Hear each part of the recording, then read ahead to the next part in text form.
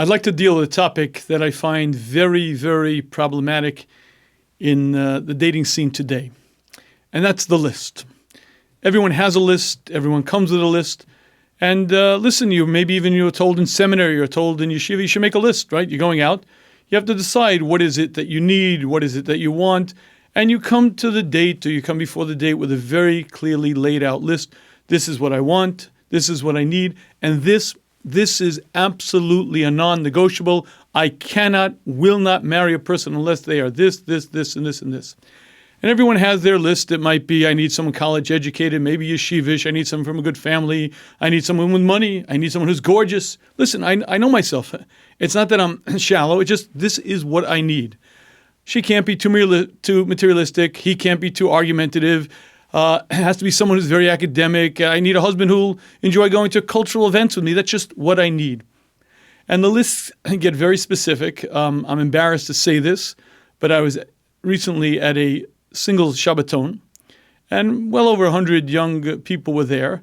And the Rebbitzin, who was running it, came over to me afterwards and said that a number of young men came over to her and said, there's not a single attractive woman in the room, not a single one. And I couldn't believe the words because, to be honest with you, well over 50 young women, many of them very, very attractive. And for a young man to say there's not a single attractive woman in this room means that he has a very, very well-defined, exact, specific version of what it is that he's looking for. Just so tall, just such a build, just his hair color, those eyes colors as well, this type of face. And what you quickly realize is that people get a little bit carried away with their lists. But I want to share with you, it's not just if you get carried away. The whole concept of lists is fundamentally a very, very wrong concept and is something that will stop a person from being successfully married, maybe being married at all. Because invariably what happens is you come with a list and either before the date, you won't go out with the person, or during the dates, after the second, the third date, you drop the person, or after the eighth date. And I cannot tell you how many young men and young women I've spoken to, and I'll ask them the questions. Do you enjoy our company? Absolutely. Are you having a good time in the dates? Yes. Does it seem to be getting better? You're more involved? Yes, absolutely. But. And the reasons are everything from money to size to everything you could imagine. And I really don't want to get involved in all the prettier, thinner, taller, shorter, fancier, more balabatish, less balabatish, more yeshivish, less yeshivish. And the list goes on and on and on. And so let's deal with this issue. Should a person have a list? How important is that list? And when, in fact, do you drop the person because they don't meet the criteria on your list? So if you'd like to seriously deal with this question, I think the question that you really have to deal with is far more basic. And that question is, who chooses your bashert? Who's the one who chooses? Now, there are really only two choices. It's either you or Hashem. You see, Chazal tell us very, very clearly, Arbaim Yom Kodem Yitziras Havlad, 40 days before you were put into this earth. Hashem said, Bito shel ploni leploni, the daughter of so-and-so to so-and-so. Meaning Hashem, your creator, the one who intuitively, totally, completely understands you and knows your nature because Hashem created you, knows your future because Hashem knows the future, said this is the right one for you, the perfect match, ideally suited. And ultimately you have a choice. Either Hashem makes the match or you make the match. But that's exactly how simple the choice is, you or Hashem. And I believe that when people come to the dates with lists, what they're really saying is, listen, Hashem is good, no question. Hashem, world peace, okay, maybe volcanoes erupting, a war, which countries go to war, which countries are famine, technologies advance, all that stuff Hashem can take care of. But real big stuff like who I'm going to marry, thank you, I can't trust Hashem for that. I'm going to, that one I'll take care of myself. And if you think I'm sounding facetious, I'd like to share with you that after I wrote the book, Finding and Keeping Your Soulmate, my son introduced it to a known shadchan. And I got back an email, and the email read something like this: wonderful book, very well written, but I don't believe that Hashem really is that involved in the runnings of our life. I don't believe that Hashem really chooses the person that you're to marry. I just don't accept that that's Hashem's involvement. And I said to my son, tell me, this shadchan, is he Jewish? Yeah. Oh, is he a religious Jew? Yeah. I said, well, there's only one problem. What he wrote is kfira, the first of the Rambam's 13 animamins. Animamim b'emuna shalema. I believe with a complete understanding, Shabori Yisbarach, that the Creator Borei Umani created and runs. Not only did Hashem create every particle of physicality, Hashem continues to run the world. V'hu levado, He alone. Asa ose v'yaseh. He alone did, does, and will do l'chol hamasim, all activities on the planet. In plain, simple language, no random happenstance, no occurrences that just somehow happen. Hashem is involved in everything that goes on the planet, and Hashem is involved in your life totally and completely. And ultimately, you have a choice. You either trust Hashem to have found you, your bashert, and you're going out to look for it, or you choose on your own. So let's, for the fun of it, assume, as the shadchan assumed, that either Hashem is not good enough to really, run our lives, or we can't trust Him, or whatever. I'm going to take care. Listen, Hashem, you take care of the rest of the world, but me, I'll take care of me. And I'm going to go out and find my bashert with my own volition, my own intelligence, my own acumen. I'm going to do it. Okay, so let's say you do it. Let's say you decide you're going to pick the right one for you. So really, there are two systems you could use. And as you'll find, most people use one or the other. What are the two systems that you could use to find your bashert on your own? There's either the love system or this is the right one system. Either one. You have two systems. So let's pick them apart one by one, and let's see the validity of each. Let's start with the first one, the love system, right? Now, a love system is a very, very good system. It's very, very, very usable, right? The criteria for selecting my spouse, the criteria for selecting the right one is simple. I'll fall in love. Now, if you've ever read a fairy tale, if you've ever seen a Disney movie, you know that Hollywood thrives on this stuff. Boy meets girl, violins start playing, and ooh, deep, mad, passionate love. When I find the one that I fall deeply, madly, passionately in love with, I'll know that's the right one. Love is the criteria for me getting married. Okay, so that's the system. I'm going out there to find the right one. How am I going to know he or she exists? How do I know who he or she is? When I fall in love, bingo, I got it. Okay, so let's think about this. Let's analyze this concept of love as the criteria. So let's first ask the most obvious question: does it work? Right? I mean, that's a reasonable question. Let's sort of look at the statistics. How we doing with this kind of question. So let's sort of look at the divorce rates in the United States of America. So interestingly enough, 50% or higher. At least 50% of couples who are madly, passionately in love and walk to that altar with that commitment part company well before death, part company typically within 5 years, often within 2 years. At least 50% of couples in America get divorced. But strangely enough, that's not Hollywood's divorce rate. Hollywood's divorce rate is about 99.9% on first marriages and a bit higher on second marriages. So here's the question. If love is such a great criteria for selecting the right one, why does it seem not to work? So if you think about it, I think you'll see it's rather obvious why it doesn't work. Number one, if you get married because you love this person, the reason you marry them is you fell in love. Well, guess what? You fall out of love and goodbye. You marry them because you fall in love, you fall out of love and goodbye. And I'd like to share with you that the best marriages in the world will be a beautiful bond of love, a beautiful bond of attachment, but not everything your spouse is going to do you're going to love. Not every moment of your married life will you be forever and ever, ever happy. Oh, it's a wonderful picture to paint for the Disney Channel. We'll love each other forever and ever and ever. But there are many, many times in a marriage where you'll be happy, but deeply, madly in love. I don't know. You work on it, it gets better. Sometimes it's weaker, sometimes it's stronger. But this idea that the absolute connection is based on love is deemed to fail for a number of reasons. Number one, people change, but there's a much, much bigger reason for it. And that is that Hollywood fundamentally misunderstands what love is. You see, they mistake infatuation for love. Infatuation is a very real mechanism that Hashem created in the human for a particular purpose. When a young man and a young woman come from vastly different backgrounds, different homes, have different temperaments in nature, are different by gender, to bring them together in peace and harmony is very difficult. Therefore, Hashem created a temporary state called infatuation. Infatuation is like a drug.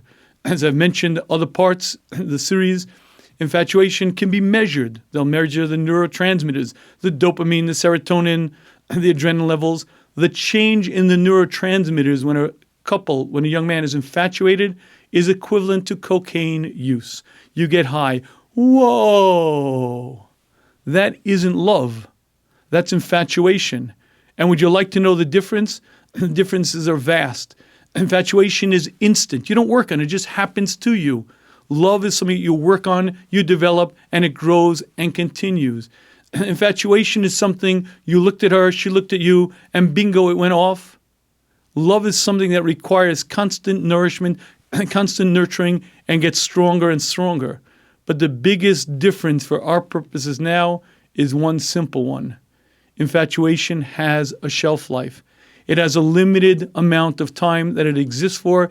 In the best case scenario, 6 months, a year, 2 years, a maximum, usually not even that long, and then it's gone. It's vaporous. It disappears. It's history. You see, the fundamental mistake that is made throughout Western culture is infatuation is love. It's not love.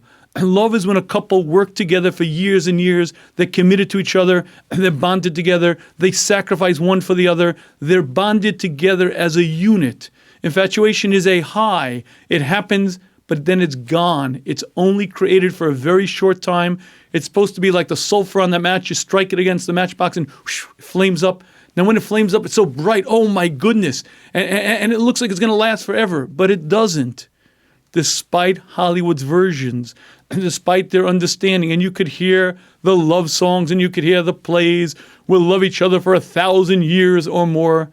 You're not going to love her for 1,000 years. You don't love her. You're infatuated. 6 months from now, it's going to be gone and disappeared, no longer to be heard from. I cannot tell you how many couples I've spoken to. Either he or she wakes up 6 months after the wedding and they say the words, "Oh no, I made the biggest mistake in my life. I married the wrong one." They didn't marry the wrong one. They wake up to the fact that they walked down the chuppah infatuated, that infatuation served its purpose. It got them to where they are now. But now begins the real work, the real building of a love, the real building of a bond, of a connection. But that's something that takes work, takes sacrifice, takes putting the other person's perspective before my own. It's not instant. It doesn't happen on its own. It requires a tremendous amount of work. Make no mistake, it's very real. A bond of love, a real connection is a very, very powerful force, but it's nowhere near as instantaneous, nowhere near as electric, and it doesn't have the kind of shelf life that infatuation has. And this mistake that infatuation will last forever is a fundamental and powerful mistake that many, many people make. Right now, I love her so. You don't love her, you're infatuated. But I'll love her forever. No, you won't. It's going to go away. And if you make your decision based on this criteria, I found the right one because I love her and I'll always love her, you are in for a rude awakening. You will not feel that feeling in 6 months. I hope you chose the right one, and I hope both of you will work on your marriage appropriately and you'll have a real bond of love, but the current feeling that you're feeling will be gone. And if you use infatuation as a criteria for selecting your mate, good luck, because you are using a very finicky, very foolish system because it has no validity. And as a matter of fact, quite the opposite. The main focus, the main purpose, the reason why Hashem created infatuation is to blind you. Don't you see? It's very difficult for two human beings to come together. I do things my way, she does things her way. I have this approach, she has that approach. And for two human beings to come together is very difficult. So Hashem puts this force in the human called infatuation that blinds me. I don't see her flaws. I don't see her shortcomings. I'm willing to do for her. She's willing to do for me. We're infatuated. And it's a great state. It's a high. It's wonderful. But it's completely, utterly false. It's not real. If it lasted forever, okay, her flaws would never bother me. My faults would never bother her. It'd be great. but it's not going to last forever. All it does is blind you to her flaws and blind you from seeing what his lacks are. And it's the worst criteria in the world for using as a selection criteria, because it completely blinds you to who the person is. And you wake up 6 months later, a year later, to the reality that, oh my goodness, I married the wrong one. Is infatuation dangerous? Yeah. Is it a good tool? Yeah. Should you be in a loveless marriage? Certainly not. But the mistake to assume that infatuation is a criteria for selecting a mate is a fundamental mistake. And I want to focus on one more mistake that's commonly made. People assume, well, if I'm not infatuated, I can't marry this person. I mean, do you want me to be in a loveless marriage? Okay, listen, he has this trait and this trait, that, and okay, he's good, and he'll make a good husband, a good father, but I'm not infatuated. So obviously, if I'm not infatuated, I'm never going to be in love with him. You want me to be in a marriage without love? This is a fundamental misunderstanding. You see, love in a marriage is not infatuation that has grown up. Love in a marriage is a very real, powerful bond that comes from giving, that comes from living together, sharing a life together, being together as friends, as committed partners, being dedicated one to the other. It's a very powerful bond, a very powerful connection, but it's not infatuation that grows up. Infatuation is that temporary state of mild euphoria, a little bit of manic sort of high, but it's gone and it disappears. And true love in a marriage doesn't take infatuation and sort of make it immortal, make it permanent. Not at all. It's vastly different. Ask a couple who married 10 years or 20 years. Find me a couple of deeply in love and ask them, is that infatuation that just kind of like in concrete now, more eternal? The answer is not at all. It's not that electricity. It's not that, wow, there should be a good, powerful bond of romantic love, and there should be really a lot of courtship, and it's wonderful. But real love in a marriage is not infatuation grown up. It's a totally different sug, a different nature, a different sort of thing. And therefore, don't make a mistake. If you're not infatuated, that doesn't in any sense mean you won't have a powerful bond in marriage. It's just that right now, for whatever reason, some couples are very infatuated, some couples aren't.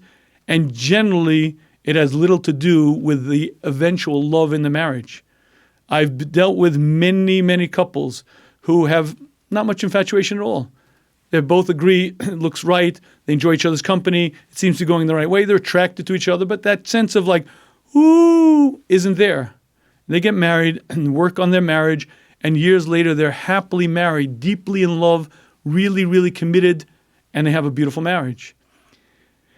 And I'm also sorry to tell you that I've dealt with many, many couples who are madly, passionately infatuated. Oh, the whole glassy-eyed, high routine. They get married, and when that state passes, they're fighting cats and dogs. Love in the marriage is not infatuation that got eternalized or grew up. Love in the marriage is a different sug. And infatuation, A, is a terrible criteria. B, if you don't have it, it doesn't reflect at all on what the love in your marriage is going to be. So again, if you've decided that Hashem isn't too good at this thing called choosing a basher, you're going to do it yourself, and you decide to use love as your criteria, I'd like to share with you, I don't believe you're going to be successful.